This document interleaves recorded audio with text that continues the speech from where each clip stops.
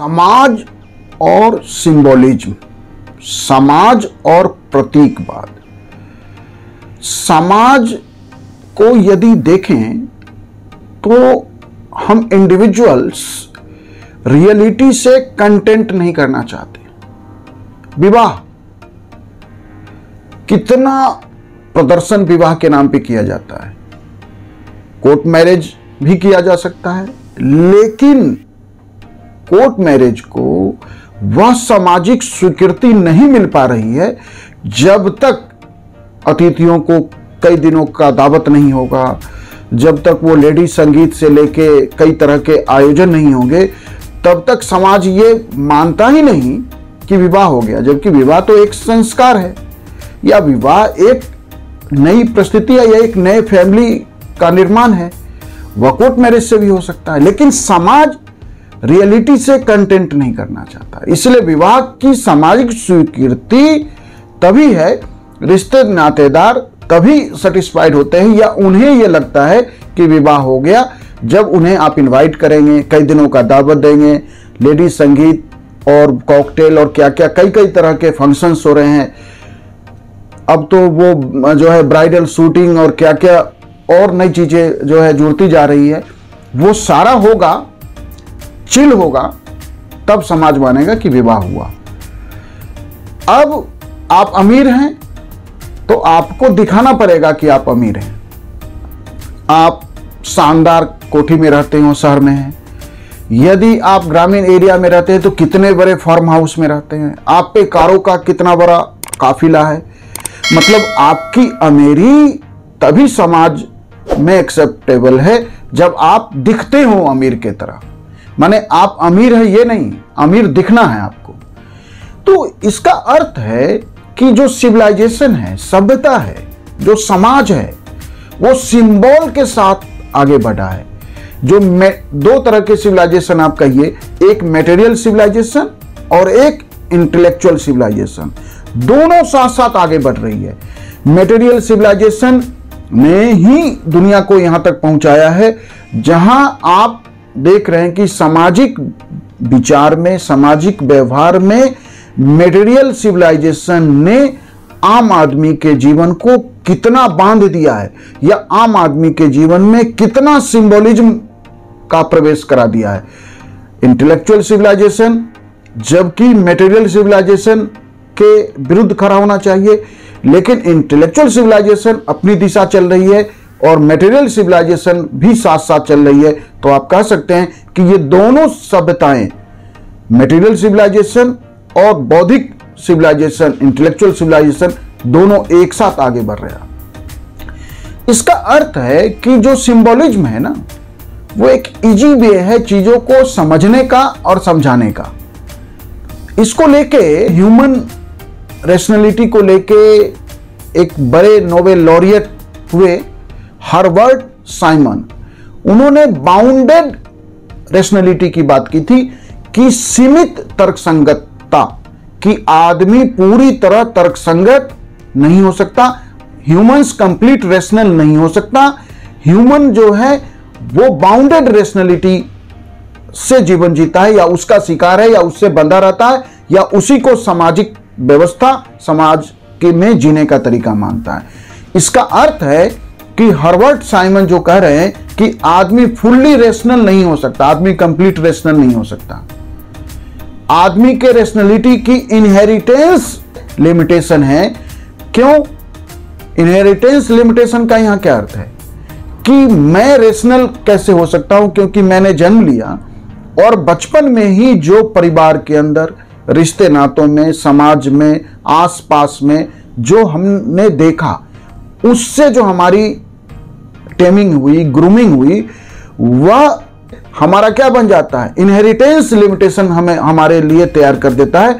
और आदमी रेशनल हो ही नहीं सकता है, क्योंकि आदमी वैक्यूम में तो आता नहीं, आदमी समाज और परिवार के बीच आता है। जब हम समाज और परिवार के बीच ही आगे बढ़ते हैं, समाज और परिवार के बीच हम ग्रूम होते हैं, तो हमारे अंदर इरेशनलिटी समाज और परिवार से इस तरह आ जाती है, या उससे हम समाज और परिवार हमें इस तरह नर्चर कर देता है कि इरेशनलिटी हमारे लिए रेशनलिटी बन जाती है।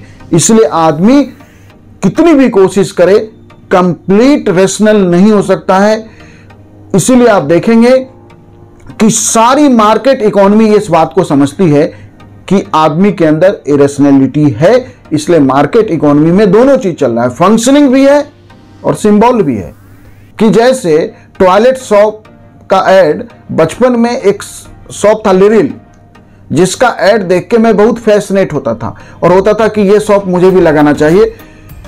तो जबकि वो टॉयलेट शॉप है और वो बाथ शॉप के रूप में इस तरह का पिक्चर आदमी के मन पे डाल देता था कि लगता था कि लिरिल साबुन से नहाना चाहिए।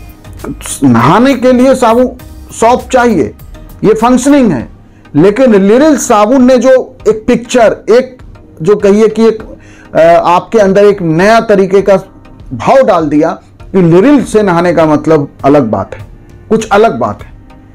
तो ये जो सिंबोलिज्म है, इसलिए हमारी सभ्यताएं फंक्शनिंग और सिंबल दोनों के साथ साथ चल रही है। कहा जाता है या ये एकदम सही है कि आम आदमी से लेके खास आदमी तक आदमी सिंबल से अट्रैक्ट होता है और वो अट्रैक्शन ही मार्केट इकोनॉमी का बेस है। ये जो मार्केट इकोनॉमी या मटेरियल इकोनॉमी जो इतनी तेजी से आगे बढ़ रही है, उसके पीछे हमारी इरेशनैलिटी है, हमारा रेशनल न होना है, हमारा बाउंडेड रेशनैलिटी, वही मार्केट इकोनॉमी को यहां तक लेके आया है या आगे ले जाएगा। जिस दिन आदमी फुल्ली रेशनल हो जाएगा, ही अटेन गॉडहुड, आदमी जिस दिन फुल्ली रेशनल हो जाएगा, ही अटेन गॉडहुड। इसलिए इरेशनैलिटी सुसाइडल है, हम जानते हैं, क्योंकि इरेशनैलिटी कि मेरी आमदनी 10,000 रुपये महीने है, लेकिन समाज से जो इरेशनल थिंकिंग, जो बाउंडेड रेशनैलिटी हमने सीखा है, उसमें मुझे लगता है कि 10,000 रुपये में जिया नहीं जा सकता। जबकि आज से सिर्फ 100 वर्ष पहले तक समाज में ऐसे लोगों की संख्या मेजॉरिटी में थी जिन्होंने जीवन में कभी करेंसी या टोकन करेंसी से लेके एक्चुअल करेंसी का कभी जीवन में इस्तेमाल ही नहीं किया या इस्तेमाल की आवश्यकता नहीं पड़ी। बिना मॉनेटरी सिस्टम का पार्ट हुए majority of the society across the globe centuries back यदि जाएं तो जीवन जी लेता था।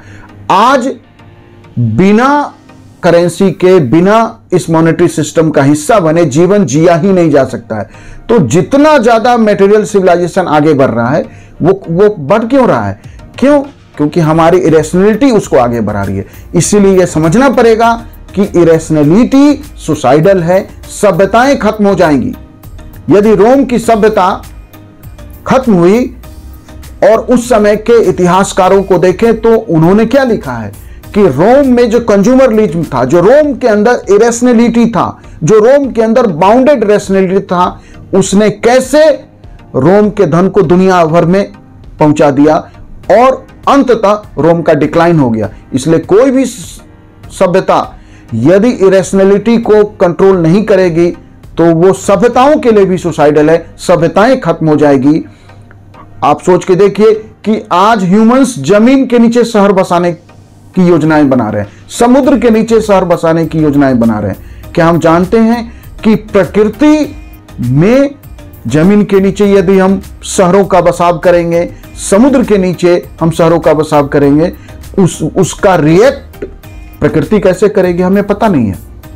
लेकिन नए life style, secure life style या पॉल्यूशन फ्री लाइफ स्टाइल के लिए या बेहतर जीवन के लिए अब हो रहा है कि नहीं, जमीन के ऊपर तो बहुत पॉल्यूशन है, तो अब जो शहरें हैं वो जमीन के नीचे बसाई जाए, अब वो समुद्र के नीचे बसाई जाए। तो समाज सिंबोलिज्म से नहीं चलेगा, लेकिन चलता है सिंबोलिज्म से। इसलिए समाज और सिंबोलिज्म कहिए कि दोनों एक दूसरे से इस तरह गुथे हुए, एक दूसरे के साथ इस तरह जुड़ गए हैं, सीमेंटिंग हो गई है या ऑसिफिकेशन हो गया है समाज का, कि वो रेशनैलिटी के तरफ नहीं बढ़ने के बजाय समाज लगातार इरेशनैलिटी के तरफ बढ़ रहा है या बाउंडेड रेशनैलिटी के तरफ बढ़ रहा है, सीमित तर्क संगतता के तरफ बढ़ रहा है। समाज को इससे निकलना होगा, समाज को यह समझना होगा कि यह सुसाइडल है। Thank you.